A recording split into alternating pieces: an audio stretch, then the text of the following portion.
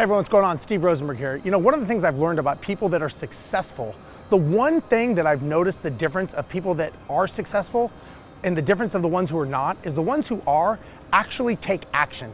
You know, the one thing I've noticed that's different, which sounds so simple and dumb, is they actually put a date on when they want to accomplish things. They don't just put it in the someday column, right? Someday column is the busiest day because it never actually happens.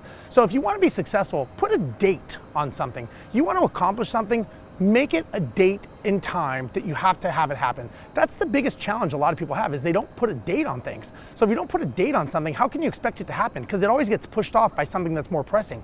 If you put a date and a deadline on it, the chances of it happening are definitely much more obtainable.